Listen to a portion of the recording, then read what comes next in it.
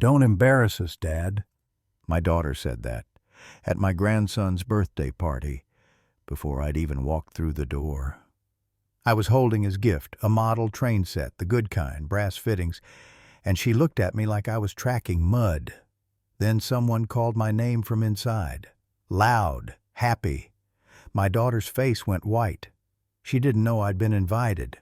Not by her. Before we continue, please subscribe to the channel and write in the comments what time it is where you are now. I'm Harold, 72, retired machinist, lived in the same house for 43 years, the house where I raised Jennifer, the house where my wife Martha died, holding my hand 4 years ago. Jennifer called me 3 days before the party. Dad, about Tyler's birthday. Maybe it's better if you sit this one out. Sit this one out, like I was a drunk uncle who'd ruined Thanksgiving. Why would I sit it out? You know why. Her voice had that edge, the one she used when she was tired of explaining things to stupid people. Last time you came over, you criticized how we parent. You upset Tyler. I'd asked why my 6-year-old grandson was on a tablet at dinner. That was the criticism. I didn't upset anyone. Dad, please. Brad and I have decided it's better if we keep things small this year, just our close friends and their kids. I'd known Tyler since the hospital, held him when he was 20 minutes old, watched him every Tuesday and Thursday for 2 years while Jennifer went back to work. But apparently I wasn't close. Fine, I said. Hung up before she could hear anything in my voice.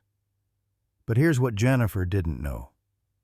Tyler had called me himself. Well, not called. He'd used Brad's phone when Brad was in the garage, voice cracking because he was trying not to cry. Grandpa, Mom said you can't come to my party. It's okay, buddy. It's not okay. I want you there. You're my grandpa. Kid was 6. Shouldn't have had to sneak phone calls to invite his own grandfather. Your mom has her reasons. Her reasons are stupid. He was crying now. Please come. Please, I don't care what Mom says. I told him I'd think about it, but I'd already decided. Tyler wanted me there. That was the only invitation that mattered. So I showed up. Saturday afternoon, 2 o'clock. Gift wrapped in blue paper with trains on it because Tyler loved trains. Used to, anyway. Before Jennifer decided trains weren't educational enough. I rang the doorbell. Jennifer answered. Saw me standing there and her whole face tightened. Dad, what are you doing here? Came for Tyler's birthday. I told you not to come. Tyler told me to come. Her eyes narrowed. You talked to Tyler? Behind my back? He called me, on Brad's phone, crying because his mother uninvited his grandfather. People were laughing inside, kids screaming the way kids do at parties. Jennifer stepped out onto the porch and pulled the door mostly closed behind her. This is exactly what I'm talking about. Her voice was low, controlled. You undermining us, going around our decisions. I didn't go around anything. My grandson called me. I answered. He's 6. He doesn't get to make these decisions. Decision to invite his grandfather to his birthday? Yeah, he should get to make that. Jennifer crossed her arms. She was wearing a cream sweater, expensive. The kind Martha used to look at in stores and never buy because we had better things to spend money on.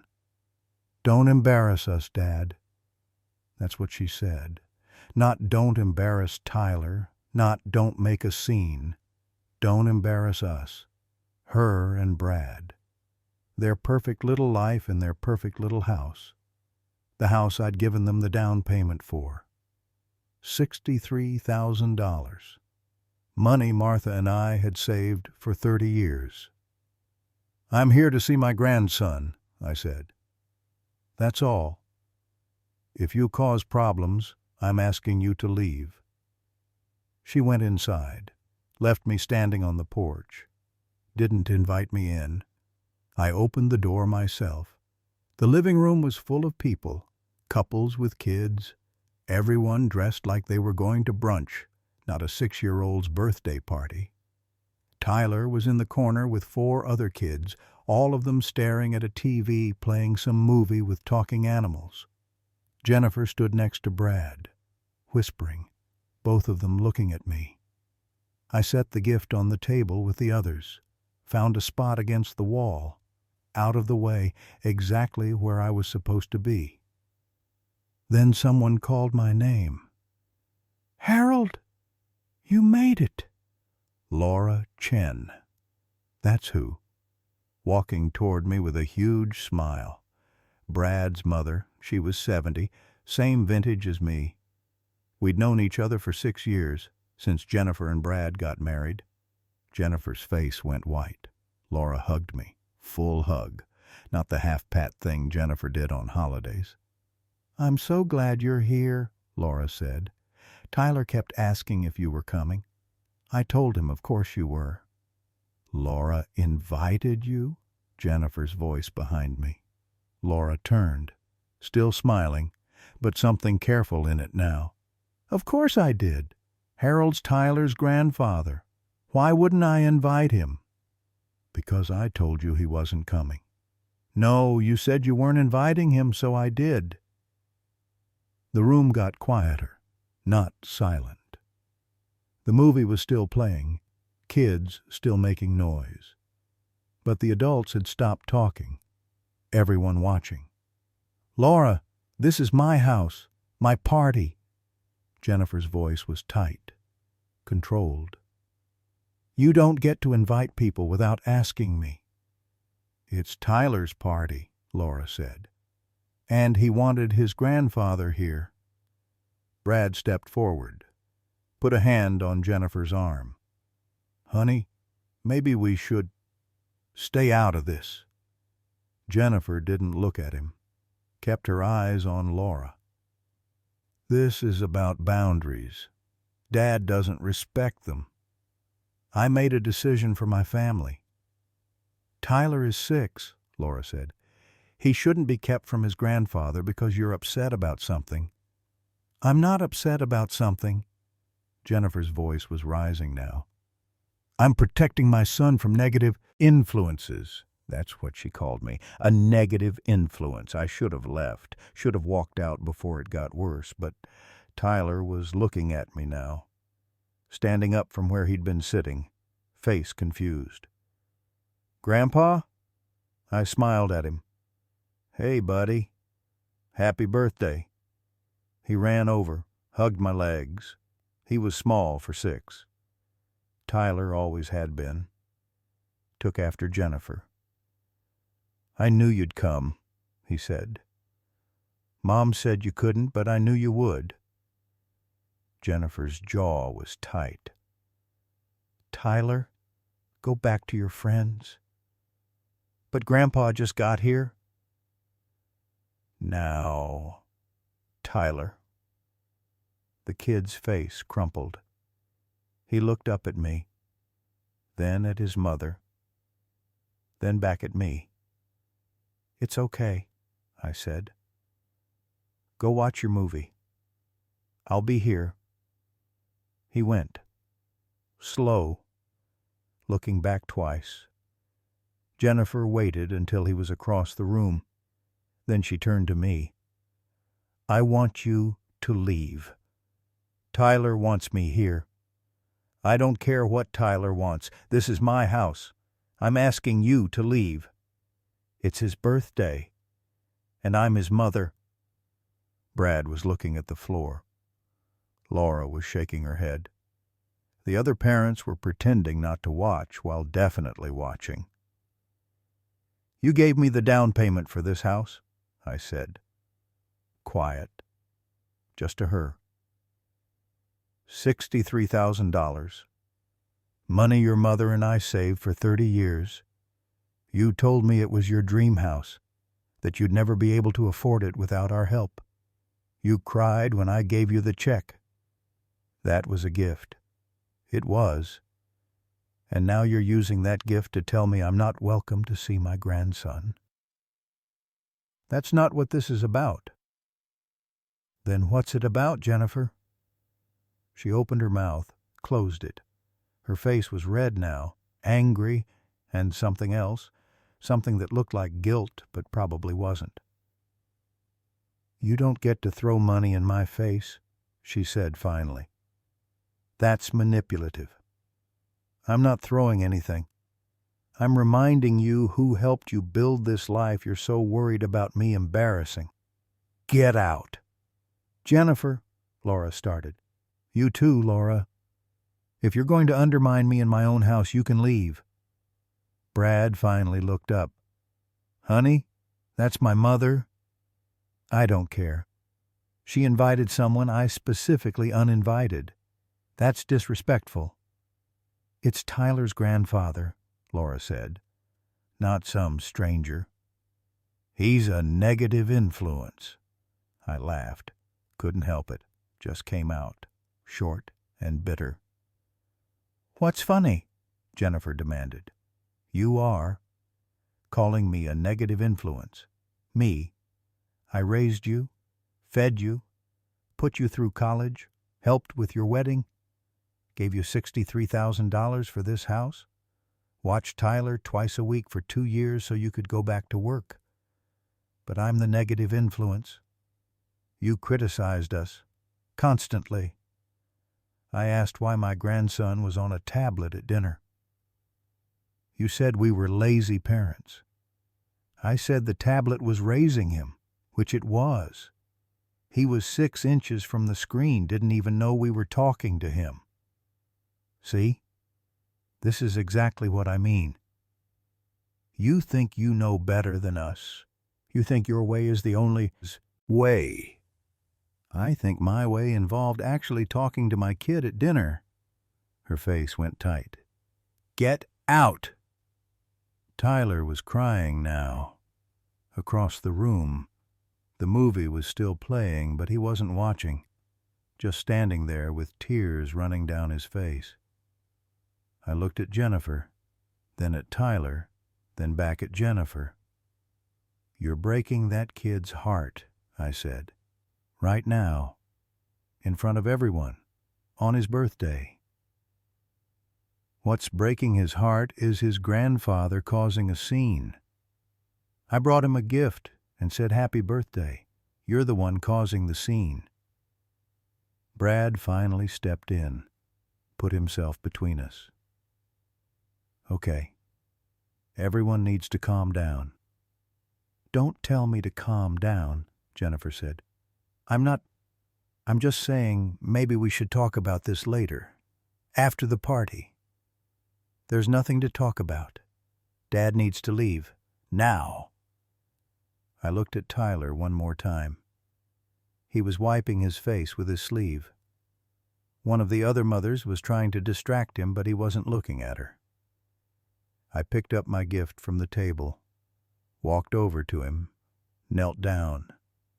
Happy birthday, buddy. He took the gift, didn't open it, just held it and cried harder.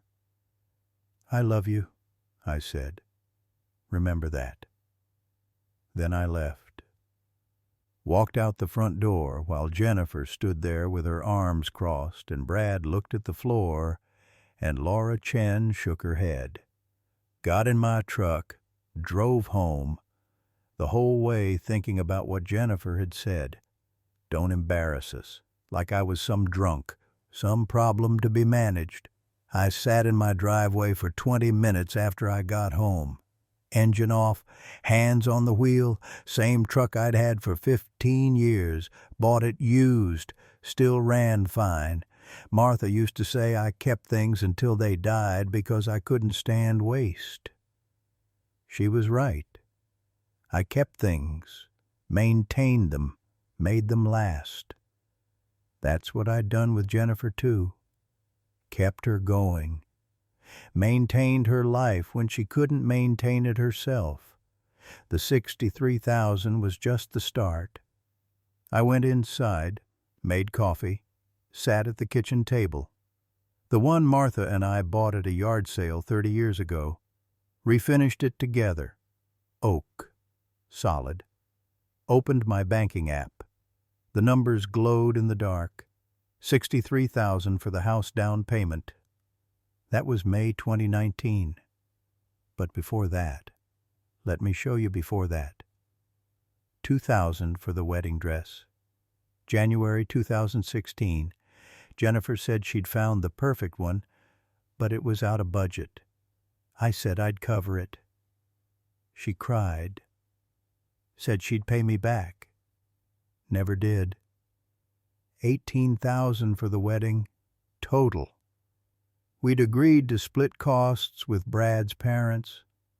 Then Jennifer kept adding things. Flowers, photographer, videographer, ice sculpture at a wedding.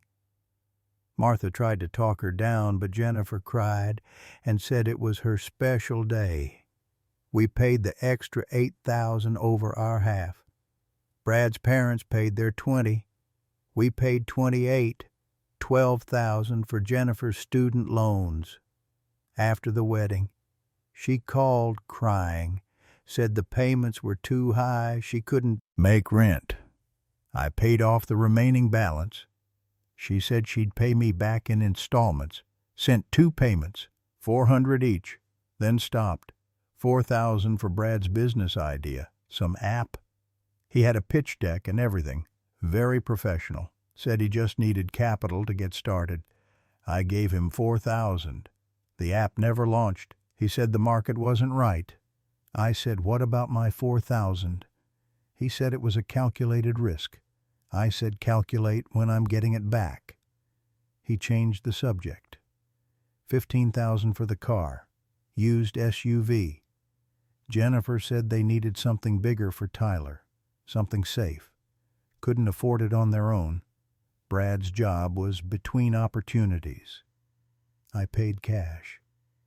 They were going to make payments to me, made 3. Then Jennifer said money was tight. Could they skip a few months? That was 2 years ago.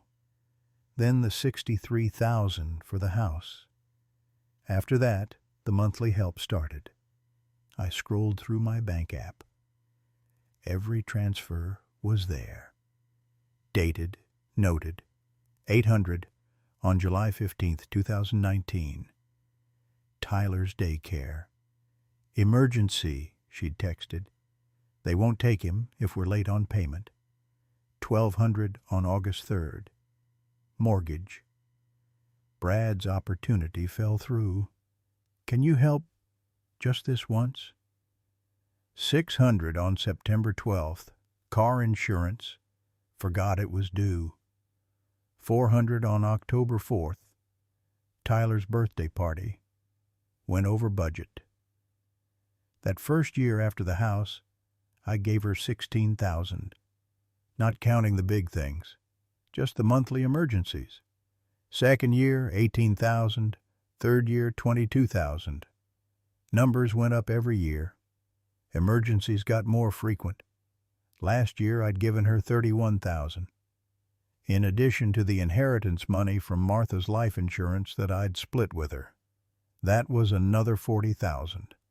So in 6 years since the wedding, I'd given Jennifer and Brad approximately $234,000, not counting the small things. Birthday gifts, Christmas, the times I bought groceries when I visited, the furniture they needed, the time I paid for their vacation because we really need a break, Dad. It's been so stressful. $250,000, give or take. And I was a negative influence. I sat there looking at the numbers until my coffee went cold, poured it out, made a fresh cup, drank it at the table Martha died. Not at the table, in the bedroom. but this was where we'd had our last real conversation.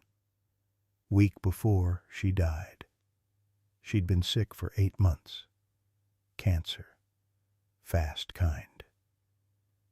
"You need to stop giving Jennifer money," Martha said. "She needs help. She needs to learn to budget." "They're trying. Brad's between jobs. Brad's always between jobs. That's called unemployed." Martha didn't like Brad. Never had. Said he had soft hands and a weak handshake. Said any man who won't look you in the eye when he asks to marry your daughter isn't worth trusting. I'd thought she was being harsh, protective. Turned out she was right. "Jennifer's my daughter," I'd said. "If she needs help, I help her. There's help and there's enabling. You're enabling. I'm keeping my grandson housed and fed. You're teaching Jennifer that she doesn't have to be responsible, that Daddy will always fix it." I'd gotten angry, told Martha she was being cruel, that Jennifer was struggling, that she just had a baby, that things were hard. Martha had looked at me with those tired eyes, the ones that already knew she was dying. "You're going to give away everything we built," she said, "and Jennifer's still going to resent you, because that's what happens when you let someone become dependent. They don't love you more. They resent you for knowing they need you." I'd told her she was wrong. She died 9 days later.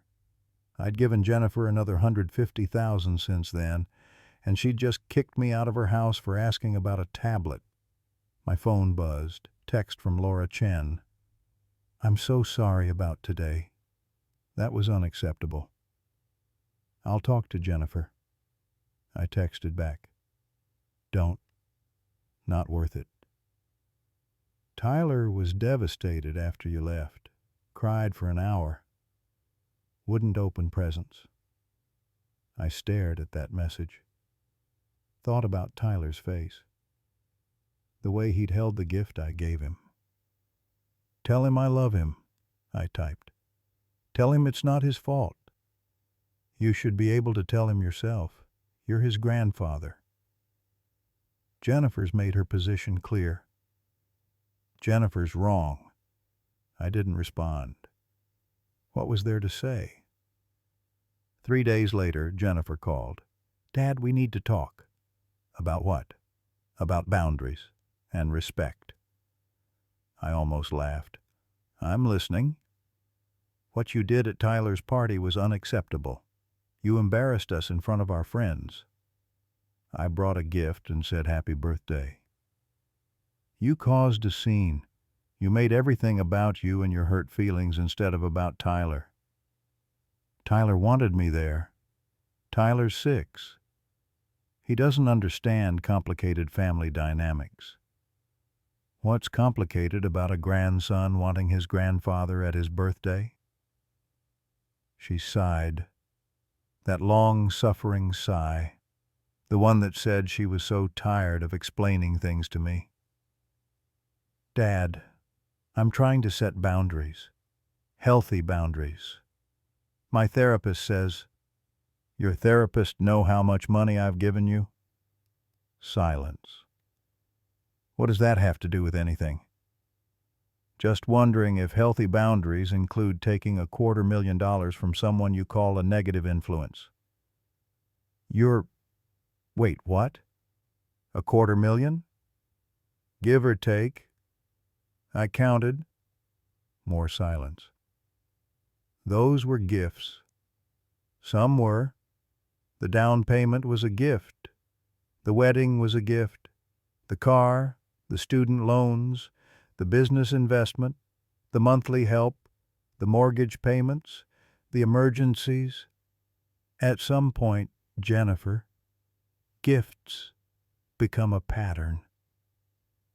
I never asked for—" "You did, constantly. Every month, something new. Tyler needs this. The house needs that. Can't make the payment. Went over budget. Forgot it was due every single month for 6 years. We paid you back. You made 8 payments total in 6 years. That's not paying back, that's token effort." Her voice changed, got harder. "So you're keeping track? You're tallying everything up to throw in my face?" "I'm not throwing anything. I'm telling you what happened. What's been happening. This is exactly what my therapist warned me about. Financial manipulation, using money to control people." I laughed. Couldn't help it. "Control? Jennifer, you kicked me out of your house, a house I helped you buy. How am I controlling you? You're guilt-tripping me, bringing up money every time I try to set boundaries. You set boundaries by uninviting me to my grandson's birthday. I set boundaries by pointing out the financial pattern. Seems fair. So what, you want your money back? Is that what this is? I want you to recognize what your boundaries cost." "What does that mean?" "Means you can't take $250,000 from someone and then call them a negative influence. Means you can't use my money to build your life and then ban me from it. Pick one. That's manipulative." "No. Manipulative is crying emergency every month for 6 years. Manipulative is saying you'll pay me back and then making 8 payments. Manipulative is taking inheritance money your mother left you and then kicking me out on your son's birthday." She was quiet for a long time. "I think we need space," she said finally. "Space from what?" "From each other. This dynamic is unhealthy. My therapist says—" "Your therapist is telling you what you pay her to tell you. That's not—" "How much is your therapist, by the way?" "Excuse me? Weekly? Twice a month? How much?" "I don't see how that's—" "150 a session? 200? Who's paying for it?" Silence. "Dad, I'm setting a boundary. I need you to respect that." "What boundary?" "I don't want contact for a while. I need time to process." "Process what?" "Your behavior, your manipulation, your inability to respect my parenting." "My inability to be an ATM, you mean?" This is exactly what I'm talking about. Jennifer, I'm 72 years old. Your mother's gone. You're all I have, and you're cutting me off because I asked about a tablet and counted up how much I've given you. It's not about the money.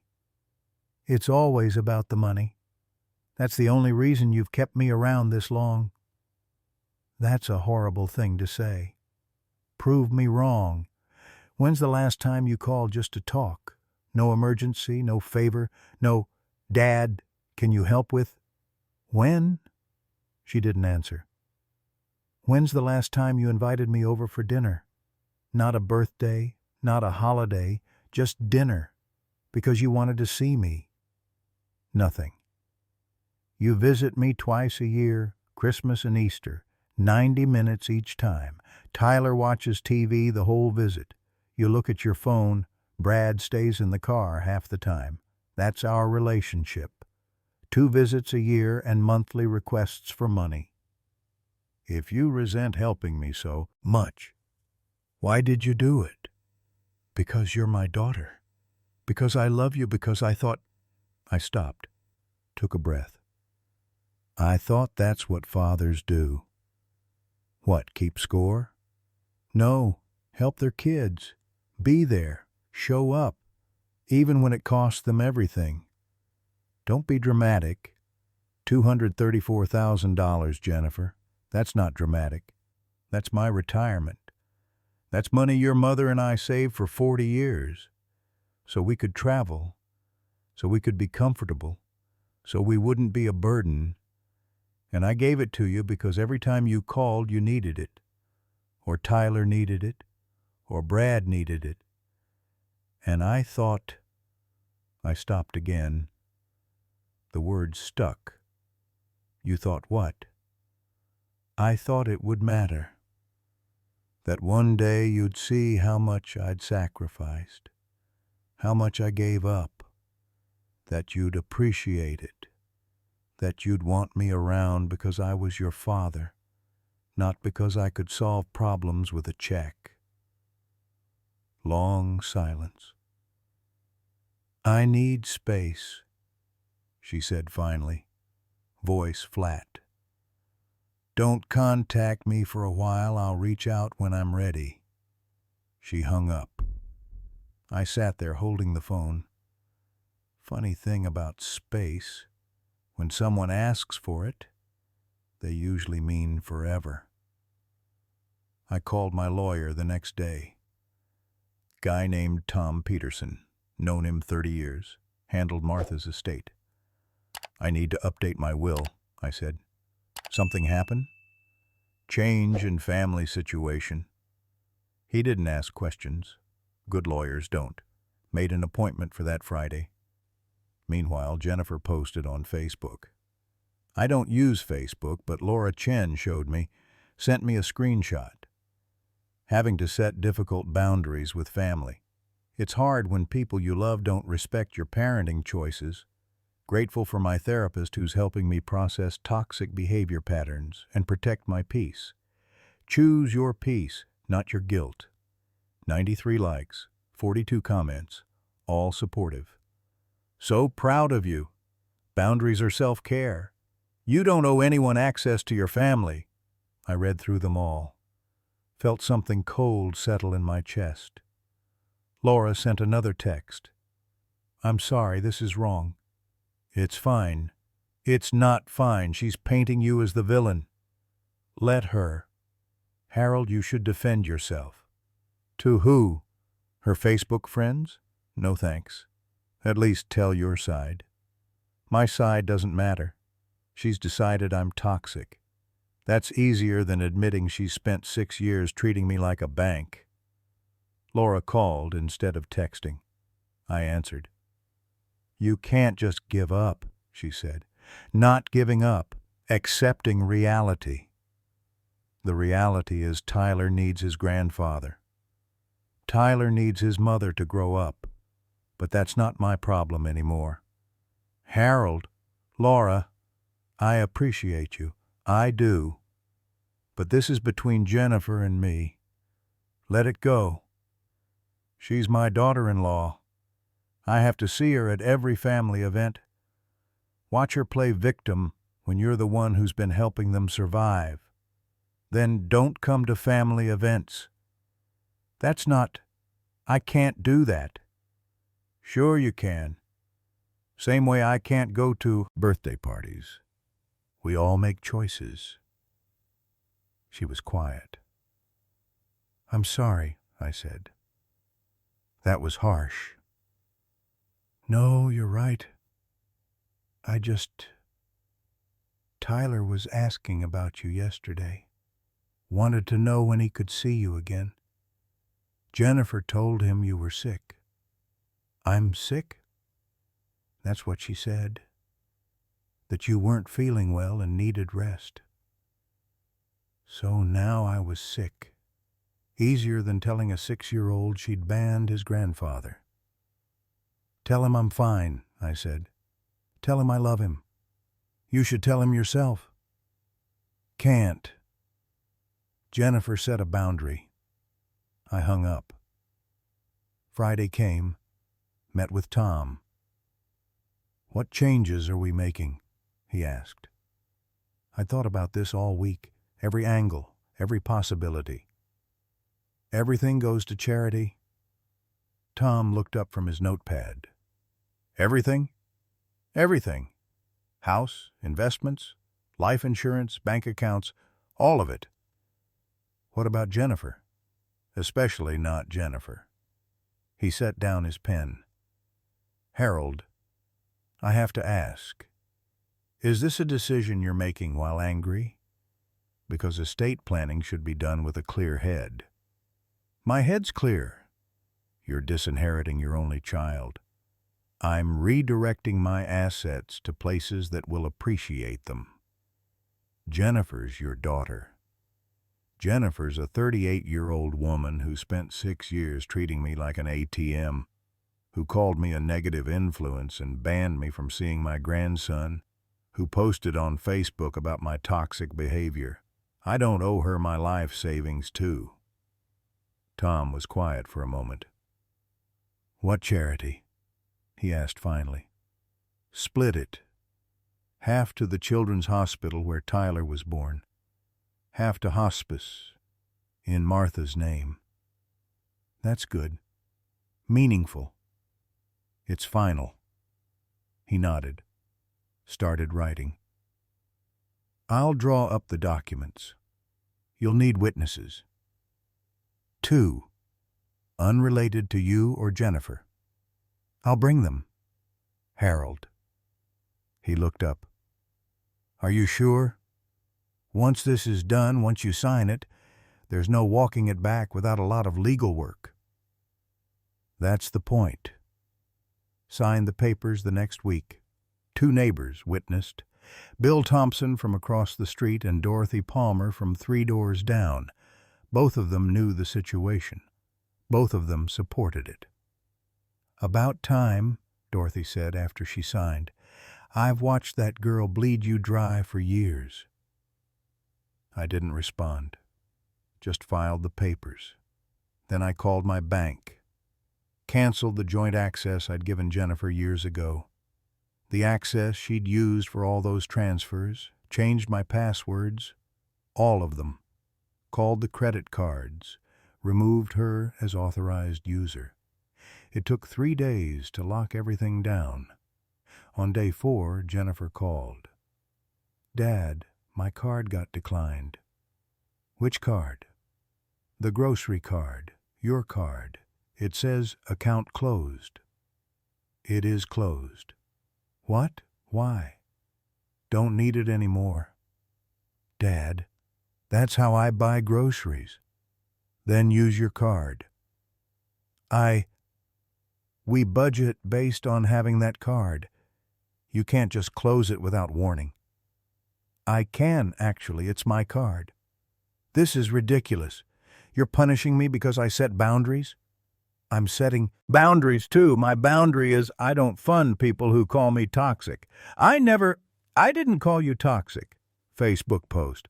Toxic behavior patterns, and that was 5 days ago. I didn't mean you specifically. Then who did you mean? Your other father who gave you $250,000. Dad, please, we need that card. We planned our budget around it. Then revise your budget. You can't do this. Already did. What about Tyler? You're punishing Tyler. No, you're punishing Tyler. You banned me from seeing him. So I'm removing myself from funding him. Seems consistent. You're holding money hostage. I'm stopping a pattern. 6 years of monthly emergencies. 6 years of Jennifer needs help. It's over. I can't believe you're doing this. I can't believe it took me this long. She hung up. Called back 10 minutes later. What about the mortgage? Dad, you help with the mortgage. Used to. We can't make the payment without you. Then refinance. Get a roommate. Sell the house. Not my problem. You gave us this house. I gave you $63,000 toward this house. You have equity. Use it. We can't just, this is our home. Then make the payments. Dad, please. I'm sorry, okay? I'm sorry. I shouldn't have kicked you out. I shouldn't have. Just please don't do this. Which part are you sorry for? What? Which part? Calling me a negative influence? Banning me from Tyler's birthday? Uninviting me before that? Taking my money for 6 years without paying it back? Posting on Facebook about my toxic behavior? Which part specifically are you sorry for? Silence. All of it, she said finally. All of it. I'm sorry. No, you're not. You're sorry the money stopped. That's different. That's not true. Jennifer, you asked for space. I'm giving you space. All the space you want, just without my wallet attached. You can't cut us off. Tyler needs a mother who doesn't use her father as a bank. Maybe now you'll figure out how to be that. I hung up. She called 6 times that night. I didn't answer. Sent one text. Respect my boundary. Don't contact me for a while. I'll reach out when I'm ready. Her own words, back at her. She didn't call again that night. Brad called the next day. Harold, we need to talk. About what? About this situation with Jennifer. She's really upset. Imagine that. Look, I know things got heated at the party, but we can work this out. We're family.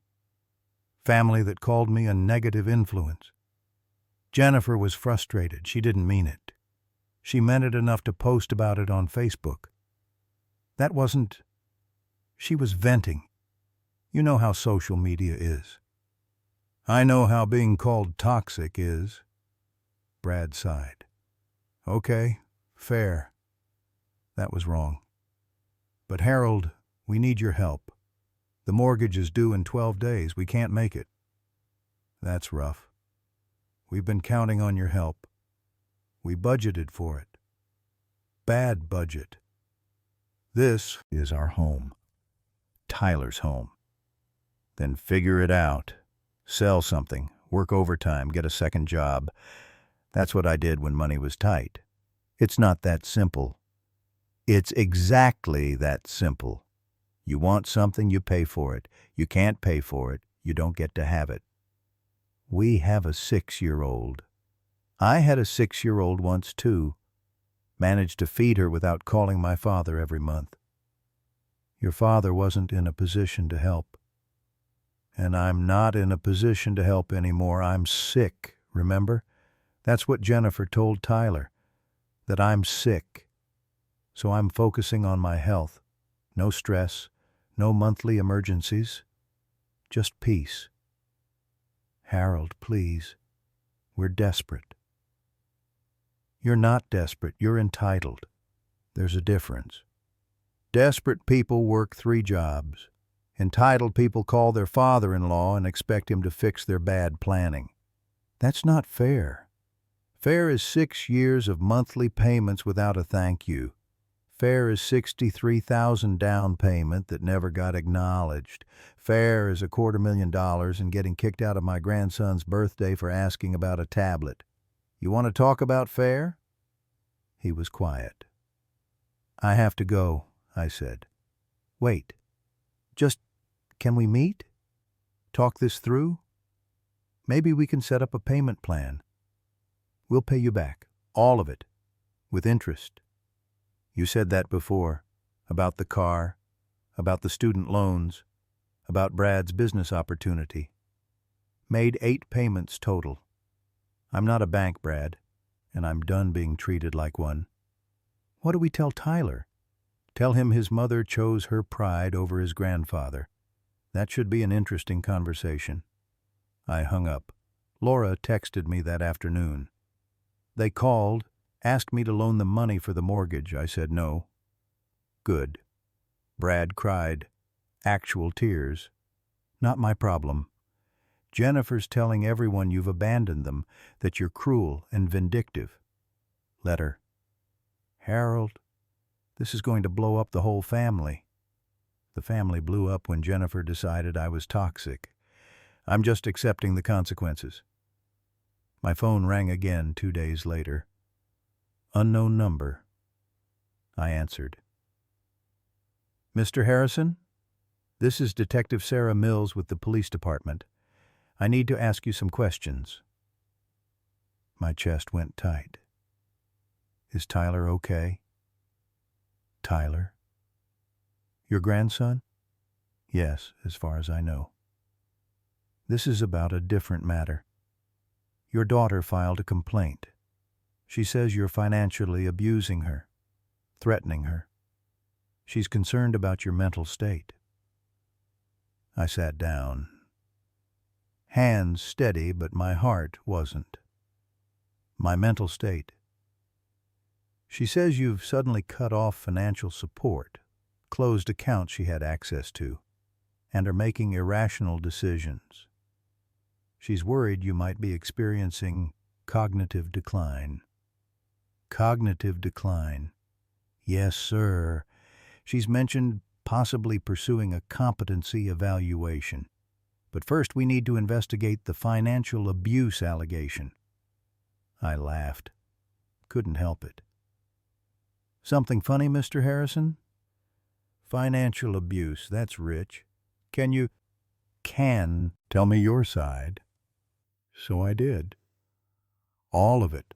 The $250,000, the monthly emergencies, the birthday, the Facebook post, the boundary. Detective Mills was quiet when I finished. So you stopped giving your daughter money because she uninvited you to a birthday party? I stopped giving my daughter money because she called me a negative influence, posted about my toxic behavior on social media, and told me she needed space. I gave her space, just not my wallet. That's your right. Apparently not. Apparently that's financial abuse. Mr. Harrison, let me be clear. You're under no obligation to give anyone money, family included. If you choose to stop supporting your daughter financially, that's your decision. That's not abuse. Tell Jennifer that. I plan to. But I do need to ask, are you experiencing any memory issues, confusion, any health concerns? No. Would you be willing to take a cognitive evaluation just to document your capacity? Already did, 3 days ago, after Jennifer suggested I was incompetent. You did? Perfect score. I can email you the results. That would be helpful. I sent them that night. Doctor's assessment, cognitive evaluation, all of it. Detective Mills called back the next morning. Mr. Harrison, I've reviewed the documents. I've also spoken with your daughter. I explained that ceasing voluntary financial support is not abuse. She was upset, I'm sure. She asked if we could force you to undergo a competency evaluation. I explained that's not how it works. She'd need to petition the court, and given your recent evaluation, that's unlikely to succeed. So, I'm not being investigated? No, sir. Case closed. For what it's worth, I think you're doing the right thing. Thanks. I've seen this pattern before. Adult children who become dependent on their parents financially. Then they get angry when the parent stops. It's more common than you'd think. Comforting. Take care of yourself, Mr. Harrison. She hung up. Jennifer called that night. You called the police on me? You called the police on me. Said I was financially abusing you. I was trying to help you. You're clearly not thinking straight. I'm thinking clearly for the first time in 6 years. The detective said you had a cognitive evaluation. Perfect score. Dad, please, we're going to lose the house. The bank won't give us an extension. We've missed 2 payments. Then sell it. This is Tyler's home. Tyler's had 6 homes in 6 years. You moved 4 times because you couldn't afford rent. He'll survive another move. You're really going to let us lose the house you helped us buy? I'm not letting you do anything. You're losing the house because you can't afford it. That's on you. We could afford it with your help. You never could afford it. That's the problem. You bought a house that required my monthly payments to maintain. That's not owning a house, that's renting it from me. That's not... We can afford the house. Prove it. Make 3 months of payments, On your own, without calling me. Show me you can actually afford this life you're living. We can't make 3 months of payments without help. That's why we need you. Then you can't afford the house. Silence. I hate you, she said finally, voice shaking. I hate you so much. You don't hate me. You hate that the ATM stopped working. There's a difference. She hung up. Laura called an hour later. They're moving in with us. What? Jennifer, Brad, Tyler. They can't make the mortgage. Bank's starting foreclosure. They're moving into our house. Jesus, Laura. What was I supposed to do? Let my grandson be homeless? He's not homeless. He's dealing with the consequences of his parents' choices. He's 6, Harold. I know how old he is. This is going to be a disaster. They're already fighting about it. Brad's humiliated, Jennifer's furious. I have a 2-bedroom house. I don't know where everyone's going to sleep. Not my problem. It could be, if you just help. No. Harold. Laura, don't. Don't ask. We're friends. Let's stay friends. She sighed. Okay. I'm sorry. You're right. Tell Tyler I love him. You should tell him yourself. Come visit. Jennifer won't be here during the day. She's working. Jennifer found a job? Had to. They need the income. Good. It's part-time retail, 20 hours a week. Not enough to dig them out. That's a start. I hung up. Didn't visit. Not yet. Jennifer needed to sit in the consequences for a while. Figure out what life looked like without my wallet propping it up. Weeks passed. A month. Then 2. Laura sent updates. Tyler keeps asking about you. Jennifer's miserable. Working 2 jobs now? Brad got a full-time position. First time in 3 years. They're trying to save for a deposit on an apartment. Jennifer said something yesterday about how she took you for granted. First time she's admitted it. I read each message. Didn't respond. 3 months after I cut them off, Laura called. Harold, you need to come over. Now. What's wrong? Just come, please. I drove over. Pulled up to Laura's house. Small ranch.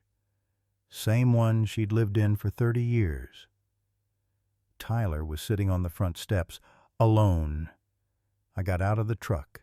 He looked up, saw me. His face crumpled. Grandpa? Hey, buddy. He ran to me, hit me like a small freight train, arms around my waist, crying into my jacket. I knelt down, held him. I missed you, he said.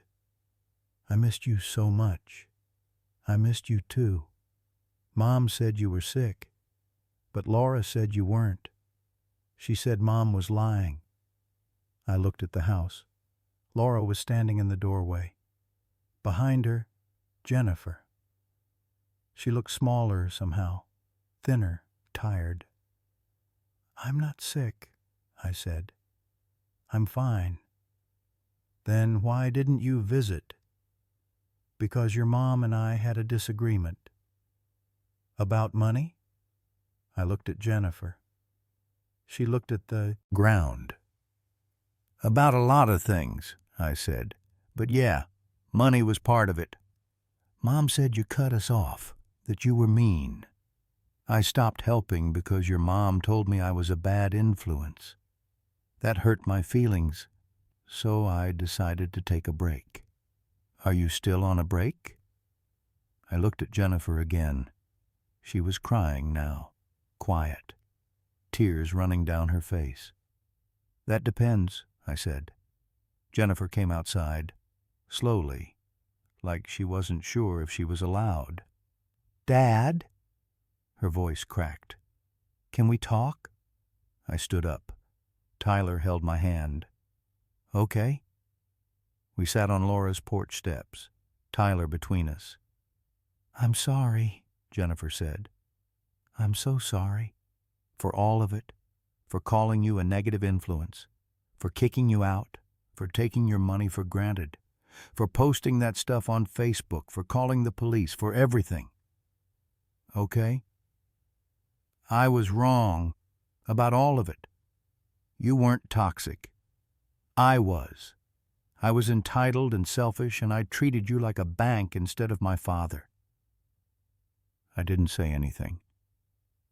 "The last 3 months have been hell," she continued. "Working 2 jobs, living with Laura, watching everything we built fall apart. But it made me realize I never built anything. You built it. You paid for all of it. And I convinced myself I deserved it, that you owed me. You're my daughter. I wanted to help. Help is different than enable. Mom tried to tell me that before she died. I didn't listen." "No, you didn't. I'm listening now." She wiped her face. "I don't expect you to forgive me. I don't expect anything. But I want you in Tyler's life. He needs his grandfather, and I need to figure out how to be a better daughter, a grateful daughter." Tyler was looking between us, scared. "Are you going to be friends again?" he asked. "We were never not friends," I said. "We just had a really big fight. Mom said you abandoned us." I looked at Jennifer. "I was wrong about that too," she said to Tyler. "Grandpa didn't abandon us. I pushed him away because I was being selfish, and Grandpa got tired of it." "Are you not selfish anymore?" Jennifer almost laughed. "I'm trying not to be." I sat there looking at my daughter, at my grandson, at Laura standing in the doorway. "I want to see Tyler," I said. "Regularly. Not just holidays." "Yes, absolutely. Whenever you want. I want phone calls that aren't emergencies, just calls. To talk. Yes. I want honesty. No more posts about me on Facebook. No more telling Tyler I'm sick when I'm not. No more lies. I deleted the posts, all of them, and I'll never lie again, I promise. And I'm not reopening the bank." She nodded. "I know. I don't expect you to. We're figuring it out. Brad has a job. I have 2 jobs. We're saving. It's hard, but we're managing." "Good. Dad, I know I don't deserve forgiveness, but I'm asking anyway. Can we try again? Can you give me another chance?" I looked at Tyler. Kid was staring at me with those huge eyes, waiting. "One chance," I said. "You screw this up, there's no coming back." "I won't screw it up, I swear. And therapy. You need a different therapist, one who doesn't validate every entitled thought you have." I stopped going. Couldn't afford it anyway. "Good. Find a better one. I'll pay for it. Not as a gift. As an investment in you actually dealing with your shit." She laughed, wet and broken. "Okay." Tyler hugged me again. "You're staying?" "Yeah, buddy. I'm staying." We sat there on Laura's porch until the sun set. Jennifer talked about the last 3 months, about losing the house, about working retail and getting yelled at by customers, about Brad finally stepping up, about realizing how much she'd taken for granted. I listened. Didn't offer money. Didn't offer solutions. just listened. "We found an apartment," she said.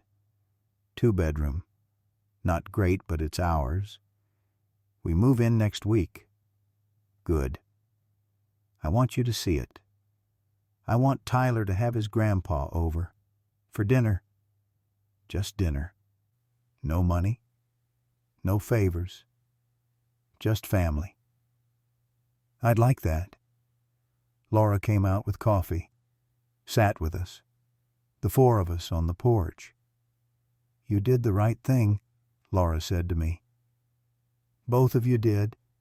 Sometimes you have to break something completely before you can fix it properly." Jennifer nodded. "I needed to break. I needed to hit bottom. Otherwise I would have just kept taking and never seen what it cost you." "Cost me everything," I said. "Nearly. Money. Self-respect. My relationship with my grandson." "I know. And I'm going to spend the rest of my life making that up to you." "Don't spend your life making anything up. Just be better. That's all." We sat in the quiet. Tyler fell asleep against my shoulder. "I miss her," Jennifer said. "Mom, she would have stopped me years ago, before it got this bad." "She tried." "I didn't listen." "No. I'm sorry I didn't listen." I looked at the sky. Stars coming out. Same stars Martha and I used to watch from our porch.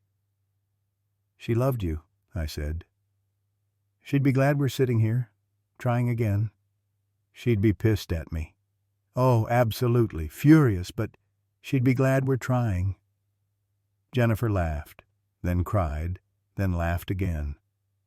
Laura went inside, came back with blankets, covered Tyler, covered all of us.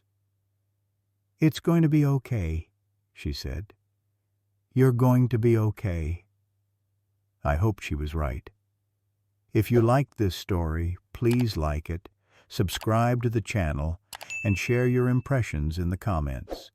To listen to more stories, click on the window on the right. Thank you for being with us.